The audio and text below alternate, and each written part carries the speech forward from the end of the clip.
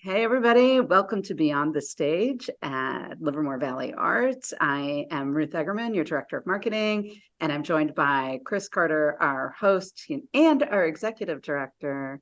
Welcome, everybody, to Beyond the Stage. Today, we talk to Efren Ramirez, who plays Pedro in Napoleon Dynamite.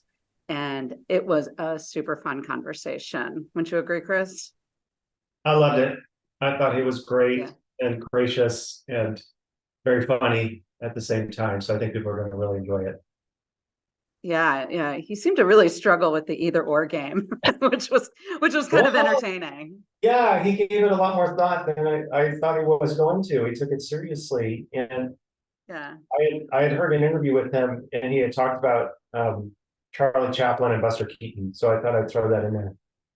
So Just that just to throw him up. All to throw him right. off. And I did Just not kidding. realize how hard that Yeah, would throw throw him him up. off.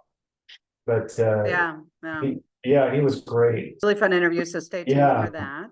Napoleon Dynamite's a cult classic. And, I was thinking about other cult films. And when I was growing up, the most popular cult film, and I think it's probably still lives up there, was Rocky Horror Picture Show. Of course. Did Did you ever see that or Uh, attend? I think I've probably seen enough of it to see the whole thing, but never all at once. So you But never been, you've never gone to the movies no, to I've see never it in done the that. theater. But it's Tim Curry, right? It's kind of like one of the big stars of the Tim film. Curry, Susan Sarandon's in that. Yep. Yeah. God, who else is in it? I know she's in it.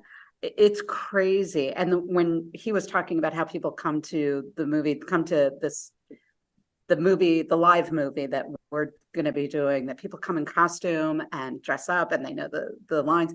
And that was very reminiscent to me of Rocky Horror Picture Show, Rocky Horror. which I did see in a movie theater at least a couple of times. And it's nuts, I think nuts. they still show that at the Vine here Do in they? Boone. Yeah, I'm pretty sure they do. You can find it for We should sure. do that as a staff outing sometime. Rocky Horror. Tim Curry's in Yeah. another cult film, Clue, has become a cult classic, and he was the star I of that never one as got into well. that. Yeah. Yeah. I didn't Um, realize he was in that. well, and you were asking me what my favorite one cult movie was, Yeah. and I I was thinking about it, and there was a couple things that came to mind. Um, when I was a kid, I don't know if this is a cult classic or not, but there was a movie I watched over and over again, and it was The Adventures of Buckaroo Banzai with Peter Weller. Um, very random. You're gonna have to look it up. Never even heard of it. It's a Yeah. weird sci-fi rock and roll movie. And but then as an adult, my favorite, I would say, cult classic would be Office Space. Oh, yeah. Another film. It's like whenever it's on TV, I cannot turn it off. It's the weirdest thing. I've probably seen it a million times, but I love it. I love That the characters. Similar yeah, thing. I agree. Office Space holds a special place. Yeah, everyone can relate You to it. know? Right. If you've worked in an office, you can definitely relate to Office Space Yeah. on so many levels. And I think, he was, I think that's what's sort of fun about Napoleon Dynamite is that you have like all these characters that either you were in high school or you went to high school with. You knew It was them. very relatable. You knew them, you Yeah. hung out with them, whatever. That's it. For me, like I think the movie that I can never turn off. I don't care where I come in at all is Breakfast Club, and it's similar in that way. Although I think that Napoleon Dynamite stepped it up and brought diversity and brought people who brought those people to life that maybe have lived on the edges a little bit. And I think that's what's really compelling about it, really interesting, and really made people connect with it on such a grand scale. Efren, I do have to tell you, so I think you and I are pretty much the same age. And I'm not going to say what that age is, but You're not gonna say 49? no. But thanks for sharing that. I appreciate it. No, but I've been everybody I talk to that's like our age Yeah. about this show coming up, this Napoleon Dynamite Live, really freaks out when I tell them this is happening and it's coming. It's the film.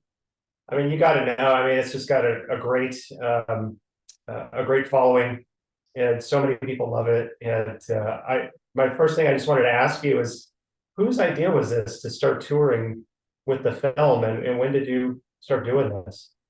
That's a good question. I really don't know.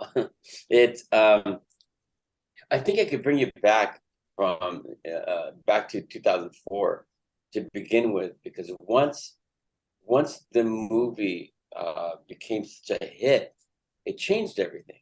The studios started to ask us to make appearances at theaters, and people would go really bananas of having to see the actors show up and talk about briefly about the making of the film.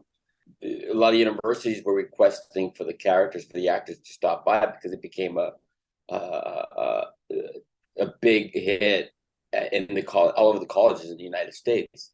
So we would go to the universities and talk about making films and being actors and where we came from and all that. There was a company in the East Coast who said, well, you know what, maybe if we kind of create an act together, maybe we could go on tour. And I thought, like, whoa, that's great. And the tour, it started off just being a Q&A where we would have a moderator and we would have question. He would ask us questions for the first 30 minutes, and then after that we would open up to the audience. But what was interesting alone itself was the fact that the lines would go out the doors of just people wanting to ask questions. They were like, so we decided to just knock out the moderator and just have us answer and do a little Q&A and just go right away to the audience. But then it became much more of a performance, because we wanted to have some kind of introduction and something about ourselves as actors.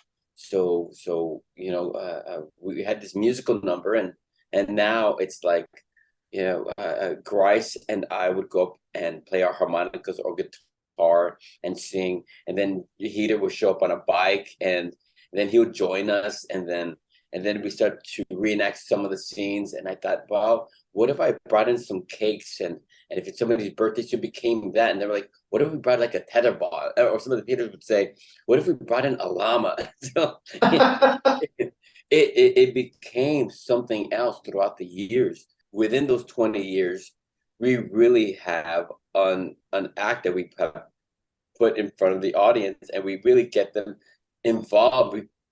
Surprisingly enough, we put them on stage and they reenact some of the scenes, or they talk about their experiences. And it's interesting to see how from generation to generation, to little kids, the high school students, college students, the parents and the grandparents dressed up as the characters. And we're like, yeah, that's a little me. Yeah, and so they come up on stage and they just have no problem with the lines. Is that it? They just know it. They I think they know the lines more than us. Right? Yeah. Oh yeah. That's awesome. Well, I guess I wanted to ask you a little bit more. So are you from LA originally? Is you kind of like a Southern California guy? Yeah, I was born and raised in Los Angeles. Yeah. I grew up in East LA. Uh-huh. And I remember when I was little, they would be filming in my neighborhood, and I kept on questioning, like, how do you do that? How do I get into that? And I grew up with a bunch of brothers, all together we're 5 boys. So and we would beat each other up at home. So my mom put my brothers and me into theater. And when we started to do theater, we started to do plays, it was just a different experience. And I thought, like, all right, maybe she just wanted us out of the house. Yeah. Do any of your other brothers act then, or is it just you? Oh no, I have my twin brother and my little brother who are sort of in it. For me, even in high school, I did a lot of theater. I was doing Oklahoma, West Side Story, You're a Good Man, Charlie Brown. And as corny as it was fun to be able to go up on stage and just live and play these funny moments and entertain. And at some point, when I was going to college, I was in drama school, and I started to really speak with my professors about how to really do it. And I remember I had worked on a David Mamet play, and I thought, like, maybe this is possible. And I remember one of my a dear friend of mine said, "Hey, if you really want to do this, then go after it." And I thought, like, and I was sitting down at the student union eating pizza. I'm thinking, like, there's nobody around. Like, wait, where did that guy go? So, and I just realized, like, yeah, he's right. But how do I do that? And so I started to really explore different acting schools, and studying different styles and techniques of acting, from commercials to TV to feature films, and theater, a lot of theater, a lot of playwrights, and to understand character development, storytelling, and breaking down scenes and breaking down scripts. So, slowly I started to venture out into the world as I was getting older, and learning about what it means to be in this business, to understand what it means for me as a young artist, and to become a working actor. It was something as I did for entertainment, but now I'm doing it as a profession. Yeah. Now it's become my career, and I'm like, I always enter with a curious eye, and because of that, it has opened many doors, many possibilities, many downfalls. Because when you're younger, you want to work on everything, and when you don't get the part, you're bummed out. You realize, wait a minute, that part wasn't meant for me, or what, maybe I shouldn't open that door, or I'm not ready for that. And that's okay, because you just get better. The more practice that you do, the more you have an understanding of the work that you're facing, you get better. And then you really get yourself involved, like, Yeah.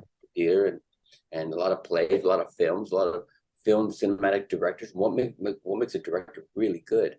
Why is he so good at that? Or what makes it really an actor, like, so spectacular to watch? So I became more curious on seeing what they did and learning Yeah. from that. So, Well, Ruth's kind of nodding her head, by the way, because she loves theater. And I think you had her at Oklahoma. But I'm the theater geek in the company, Yeah. for sure, for sure.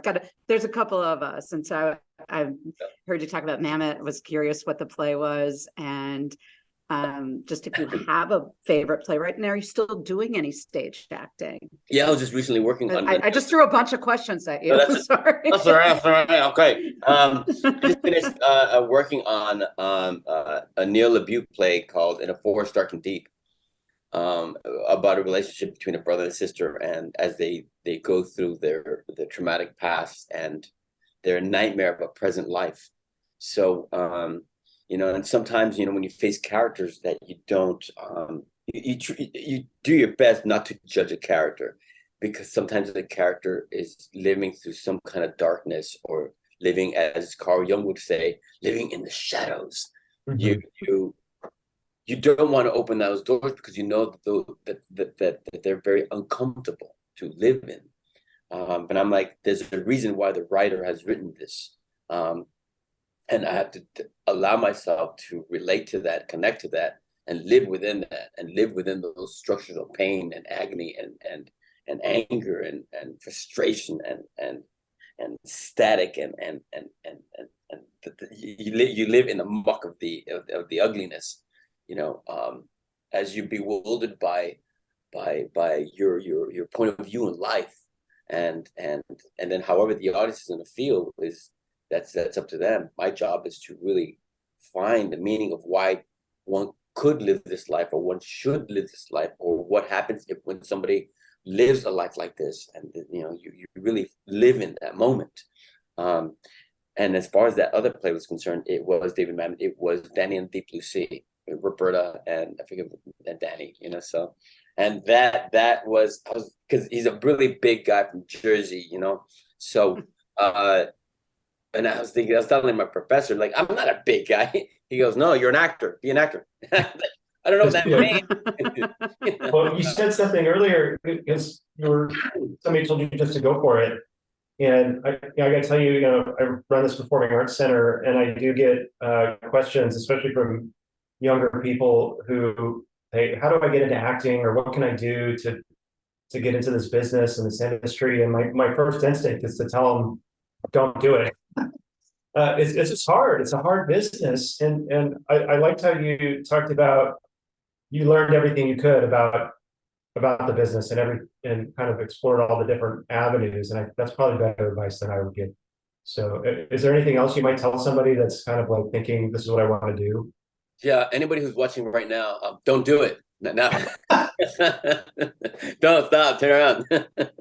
No, in all honesty, it's the first thing is you have to have the desire to want to do it. And if you have, it really is the curious eye. Like, is it possible? Yeah, it is possible for anyone and everyone, and it is meant for anyone and everyone. Like, try it out, And there's so many different techniques that we'll talk about. You need to understand there are a few factors. The first one is acting as an artist, which is very important. As an artist, you have to really develop and hone your skills. And you're constantly doing it. Even to this day, I'm still going to school. Even to this day, I'm still learning. I'm watching plays, I'm watching films, and going, all right, let me look for the genius in that. What makes it so compelling to watch? So, but what's more compelling than that is real life, right? I need to draw, which is the next step, is how are you connected to real life? Many people are so disconnected. And I think part of it is because of this. You see, I'm not saying that this is a bad thing. This is a good thing when you know how to use it in a way that'll help you grow. But if your life is based on just this alone and you're buried into this, you're missing everything that we are living within this moment of what we call real life, reality. And you need that. For me, I have such a passion for life so that I could draw that and put it into the work that I'm doing.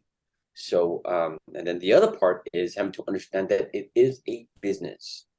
So look, as an artist, we all understand that a stage is a stage until an actor walks on it. Once an actor walks on it, now there's life. And we're interested to see what's going to come about, in that moment. But the business itself, you could audition, callbacks, and book the part. And there's a moment when, like, the day before you're supposed to go to set, you'll get a phone call and say, yeah, we just canceled the entire film. What? and that just happens. You could get like 13 callbacks, and then you don't book the film at all. And that happens, there could be a strike happening and then nothing happens at all. So, in the business itself, if the director has a son or he has a friend and it looks like you, it's possible that they're going to hire them and not you. And that's what the business is. I don't, my job is to be able to do what I do, which is be the actor. I look at the project and I go, oh, this is a great project. Let me look at it. Let me look at it from every single angle, right? I study the characters that are created. I study the story that's developed, and I try to find the tone, the theme, the through line, and one of my secrets that I've learned from one of my professors is I'll grab a script, and after reading it, I will rename it and personalize the script myself. So I open this creative door that opens my imagination to something deeper. And then I honor what the writer has written. When you think about, like, there's a play, it's called Rabbit Hole. And it's about parents who deal with a traumatic moment that happened in their lives.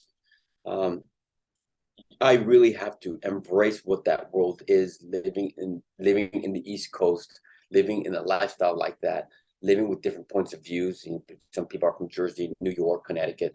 What's that life like? Do I have friends who live there? I do. And I go, how can I compare that to that? And if I have questions, sometimes in that case, for instance, when I was doing that play, I just called the writer himself. Yeah. And I was like, hey, he was like, oh my God, my kid's dressed up as you. And I'm like, oh my God, I'm talking to you. So, and it really, you really pick their brains and trying to find out what the true meaning of the human issue. Yeah. So that, and that's that's the great thing about being an actor, is that you really explore these moments. So for any aspiring actors, right, don't be afraid to fail. Don't be afraid to make mistakes. If you read a book, read a play, and you don't understand it, go back to page one and start all over, because you'll get better. You become really good at whatever you practice. So, and you need to understand the reality that is acting for the artist, acting the business of Hollywood, and acting for the audience, right? Whatever you do as an artist, keep creating, because you're just gonna get better. The business is what it is, right? It's constantly growing and constantly evolving and changing. So, there's space for everyone, right? The business of Hollywood, Yeah. appreciate and know what a director does, a producer does, and the executives respect the casting directors, because they work hard too. Everybody has worked hard to put a project together, and get yourself involved. And then the audience, there's going to be an audience no matter what, whether you have 2 people or 2,000 people, they're going to be watching your work.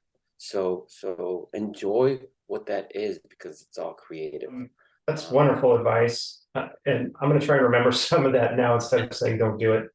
But I do want to, we got to talk about the movie. And I got to ask you, in your opinion, Efren, what is it about Napoleon Dynamite what's the secret sauce? Why do people love it so much and keep wanting to watch it over and over again? And it's made it such an endearing and lasting film. Is it Pedro? I think it's Pedro. It's probably It's wonderful to be a part of a project like this, where I can travel anywhere in the world and people will know that film. What's interesting enough is that anywhere in this country alone, they could see a film like Napoleon Dynamite and find it relatable, because one of the things about the movie is that it does have diversity, and I want to talk a little bit about that. As different as all these characters are from each other, the similarity is that they're trying to figure out who they are and what they're all about. Every single one of them, even Napoleon. The core to this film itself is hope and friendship. And that's what we need. We're living in a world right now, in a society where we're quite divided, and I think we have to remember, and I think we'll grow out of that and remember what's important, because the most important things are values, are a sense of character. When you watch Napoleon Dynamite, it really is about a guy who's as much of an oddball as Napoleon is. He's just trying to figure life out. And what's funny is that you see his brother going online, trying to date somebody, and even you think about Uncle Rico, look at his history. Everyone's trying to figure something out. yeah. So, and in the friendship, it's funny that you see somebody like Pedro Sanchez coming from Mexico, entering a new world, and he doesn't necessarily know how to fit in, but becomes friends with Napoleon, and in that friendship, they help each other's dreams come true. There's another film kind of like that, which is surprisingly enough. It's Midnight Cowboy with John Voight and Mhm. Hoffman, where John Voight leaves his environment, and he goes to someplace completely different, finds a friend, and in that friendship in New York City, they help each other's dreams come true. And I was like, yeah, that's it. So, Hmm.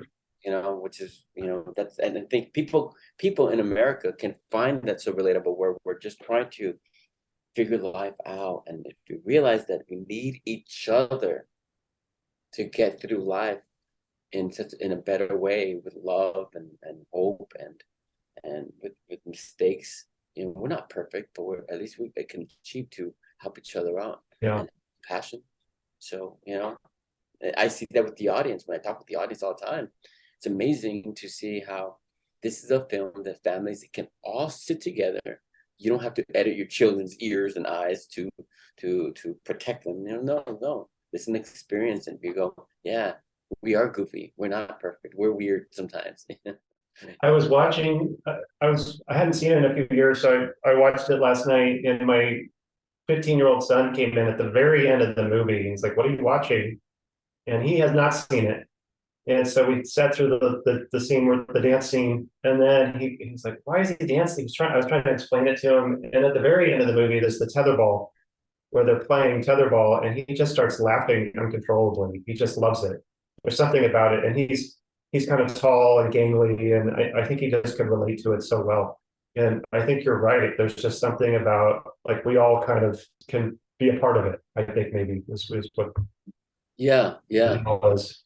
yeah. Sometimes people find it, they go, well, as they watch it, they go, well, we're just laughing at the film and laughing at the characters. But the truth is, they're laughing with the characters because Yeah, they're some of them are the Uncle Ricos, some of them are the yeah. some of them are the what's his name, the guy, the bully. Oh yeah, Who's played by Trevor Snar. It's like even the Summer Wheatleys, yeah. as much as we kind of vilify her, but she's lovable, and she's fun, and you're like, okay, because they're ding dongs trying to figure life out, especially in rural America, and you're like, yeah, that's exactly what life is. Yeah, and I love films and it shows that just, I think they're designed just to make you feel good and to understand a little bit better. And there's not a lot of conflict in the movie, and you don't need it. And I think that's the story moves along great without it, and it's a real testament to the film, and it's really persevered. And like I said, everybody I know my age, when I tell them about this coming up, they get really excited. So it is coming on November 3rd, and so we're really looking forward to it. I do want to do something before we let go of you, if it's okay. We like to do a little game with everybody we interview. Yeah, sure. It's called Either Or. It's real easy. I'm going to give you two options, and then you just pick one, whichever one you like. So it's super easy. And it starts out easy. It gets a little bit tougher as it progresses. And we didn't even get to, by the way, I almost forgot. You did a lot. You've done cartoons too and voiceover work. So Ruth, did you know that there's a Napoleon Dynamite animated series? I didn't until yesterday. I did a little bit of Yeah. research myself, and I was like, wait, there was a Napoleon Dynamite. And you did the voiceover for that, right? Yeah. Okay. Yeah. So, Yeah. and then he was I also will in, tell you, go ahead. I will tell you, it's not just people your age. It really is truly multi-generational. My kids both love it, and I have a millennial and a Gen Zer, and they both love it. And the one who lives close is like, "Oh, I'm definitely coming for Napoleon Dynamite." And she's like, "I want to see that." And I was like, "Yeah, that's going to be really fun." I did have, before we get to Either Or, if I could ask you a question that came up as we were talking about this podcast in my marketing meeting. The question that came up that you didn't really answer was like, what's it like to be part of a cult classic? I mean, like, this is truly a cult film. You talk about people getting dressed up as the characters, being able to, do scenes at a drop of a hat, and those kinds of things. What's that like for you? Because this was your like first big break, right? Yeah. Yeah. Yeah. I kind of live a boring life. Yeah. My life is I go running in the mountains. I feed my cat, Houdini goofball. I read scripts, plays, watch movies, and I read a lot of books. I'm reading Seder right now and Carl Jung for another project. So, but the real truth is it's anything but boring. It's so riveting, being looking at the world the way I see it, and when I see people who recognize this film and it lights them up in such a way, I am grateful for so much because it has moved them and made them feel good. People want to hug me. I'm like, sure, they want to sing to me, great. Just the other day, I was on Venice Beach, and people were from Arizona, I believe, and they I remember having my glasses, whatever, and they're like, "Oh my God!" And so, and if I can move people in such a positive light, then I've done my job. My job as an actor is to really look at the characters and stories and live that world. And I may physically change a little bit. My hair, I'll dye my hair, cut my hair, facial hair, gain weight, lose weight, you know but these characters in these stories also have voices too, and their voice matters. So, because then the audience, whoever's watching the projects I do, they're going to relate to that person. They're going to find what they're fighting for and fighting through. So, for something like Napoleon Dynamite, seeing that the audience after 20 years are still moved by it, I'm hoping that they, for generations, even when I'm gone, they go like, "Hey, remember Napoleon Dynamite?" And like that Pedro guy. So maybe they're gonna learn how to build a cake. I am utterly grateful for that, and I am honored to be able to face up new challenges, to develop and live through characters for the rest of my life as an artist, and not only in interpreting what writers have created, but what I'm creating myself, and hope that the audience finds some kind of human essence to that, So That was a great question, Ruth. So thank you for Yeah. asking that before we get into our game. And Efren, I do want to thank you again for your time and tell you how much we're looking forward to this. So you ready for the game? Super easy. You're gonna pass it. So like I said, I'm gonna give you two options, and then you just say which one you prefer. It's a way for us to get to know you better. Okay. So I'll start off with mountains or coast. Both. Both. Oh man, it's gonna be tougher than I thought. M&Ms or Reese's Pieces. M&Ms. Okay. Dogs or cats. Cats. All right. Well, I mean, because I don't know, maybe because I'm a cool cat. You're a cool cat. Yeah. So, no, because I have a cat, There you go. but Houdini, right? Yeah, hey. So, but I'm a werewolf myself, so. Okay. The color red or the color blue? Blue, but red is deep inside. I don't know. iPhone or Android? iPhone. Okay. Here we go. Stage or screen? Really? You put me in this situation. You can say no comment. And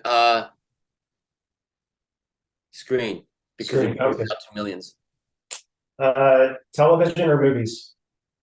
Movies. Al Pacino or Robert De Niro? Pacino. Okay. Charlie Chaplin or Buster Keaton? I love them both. I must tell you this. My secret for Pedro, his archetype, for those theater geeks who understand what that means, it's like you get the character and you kind of you give them somebody to look up to, right? So they can emulate who they are. Was Buster Keaton and Charlie Chaplin and my ex-girlfriend's dog, so who had been hit by several cars. So he was such. Oh no! But there's in Charlie Chaplin and Buster Keaton, there's a humility to them, and their humbleness, and that's what you see with Pedro.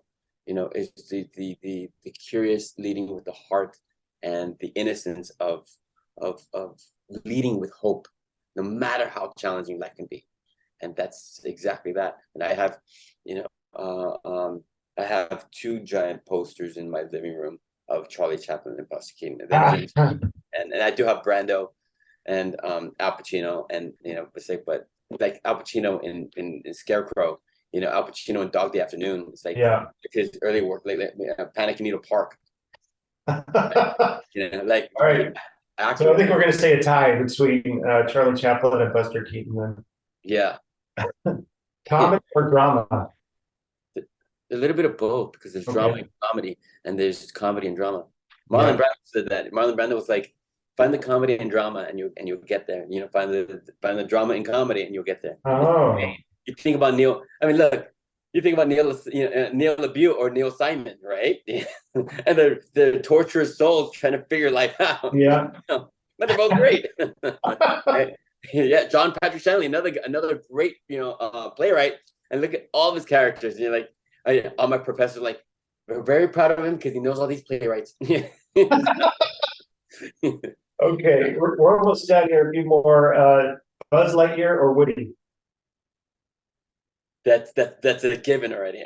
Buzz Lightyear is my boss. We didn't even mention that. It's in the Lightyear movie. Okay, Pegasus or a Liger? Or a llama? You know, I gotta say a liger. Liger, okay. Yeah, a liger, right? Cat. There you go. French fries or tater tots?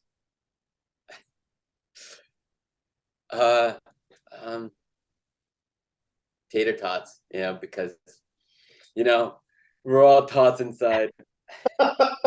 Because I've been taught well. You've been taught well. Okay, last one. Livermore, which is where we're at on November 3rd this year, or anywhere else in the world. Oh, for a second, I thought you said Nevermore. I was like, Livermore. yeah, I thought, I was like, is he talking about Edgar Allan Poe, the Raven? You want me to quote it? That's okay. I was like, okay, Livermore or what? Livermore on November 3rd. Yes. Which is when you're going to be here, or anywhere else in the world. Livermore. Yeah. I'm gonna bring in my cake as well as a piñata, right? So of course. Have a good time. Right? If it's somebody's birthday, of course we're gonna be making the announcement, and who doesn't want to have a happy birthday song from Pedro? Oh, I love it. I'm sure we'll find somebody. That's awesome. Well, thank you so much, Efren. We are so looking forward to having you on November 3rd at the Bankhead Theater in Livermore. And really appreciate your time, and I hope you have a wonderful day. So thank you so much. Thank you, guys. Thank you so much. It was so lovely to hear your perspective and to hear you drop all those names. It was really great. Thank you. Thank you, guys. All right. A lot of fun. All right, we'll let you go. So you have a great day. All right, bye, guys. Bye. Bye. He was so interesting.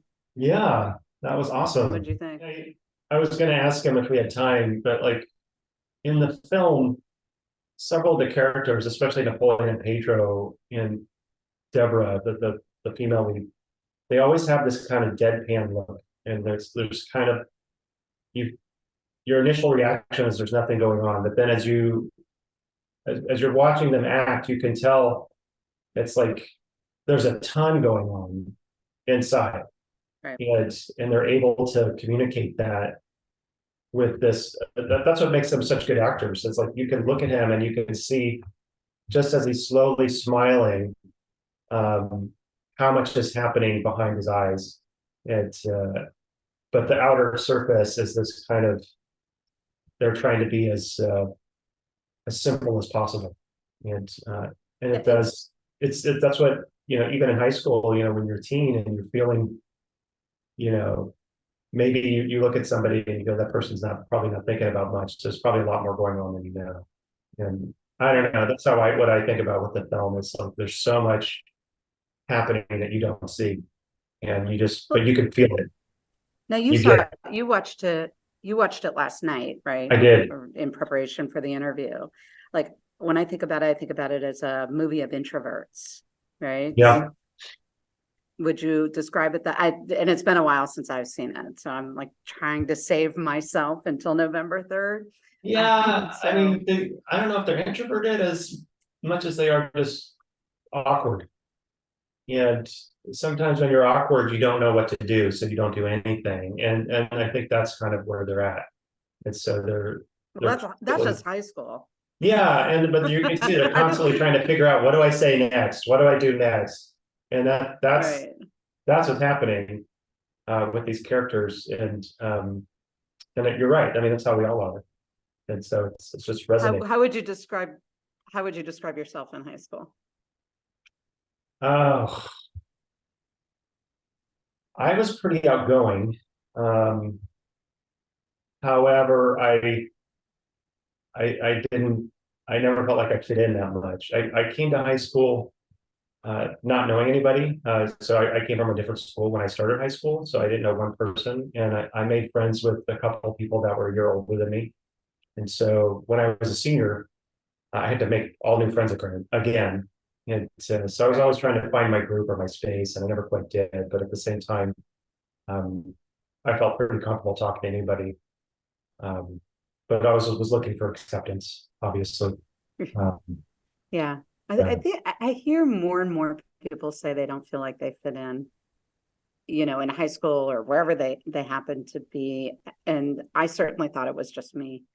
So, and I yeah, think, I think it's interesting because I was involved in theater and speech and anything that could, put me on stage type of thing and like live another character, right? Whether no matter what I was doing, and it was always just like, well, let's be this person today or whatever. And I know that like my daughter, that was the one place she felt like she fit in when she was in theater, and it sounded like that was also something for Efren Ramirez. And it's also something I think you hear from a lot of actors is that, or even anybody who's like an athlete, if you're part of a club and you're all of a sudden you feel like, this is where I fit in. This is my happy you space, found your group. So right. So Yeah, it's, otherwise there's, you just feel like you're lost trying to think of what to do next or what to say next, right? yeah. Well, that was for me. Like, I don't think I ever really found my group until maybe I was a senior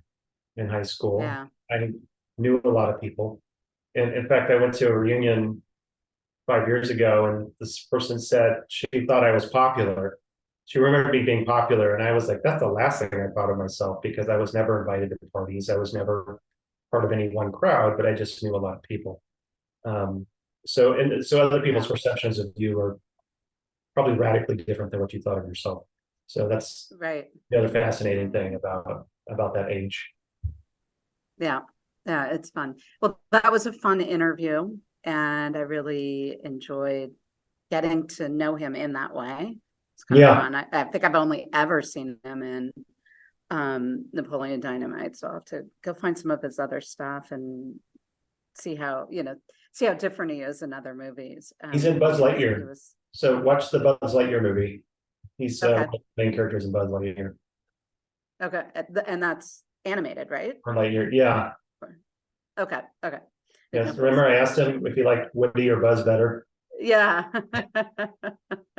That's where that came from. I'll have to watch. I haven't seen that one. My kids are grown, so I don't have to sit through any animated stuff I don't want to. And You that don't one have to just be has grown not up passed to my. watch cartoons, or you don't have to be a child to I watch know. cartoons. I Watch know. at any I age. know. That's what they tell me. um, all right. Should we All say right. goodbye to everybody? Yeah, we've probably gone on long enough. But thanks, Ruth. Okay. Uh, Thank Everybody you. come see And Napoleon Dynamite. November 3rd, right here at the Bankhead, you can get tickets at livermorearts.org or by calling 925-373-6800. Again, livermorearts.org is the easiest place to buy them online. It's open 24 hours a day. And enjoy And Efren Ramirez. enjoy Efren Ramirez, John Heater, and John Bryce is how he pronounced his name. So it's going to be a fun one, and we hope to see you at the theater. Thanks for joining us for Beyond the Stage.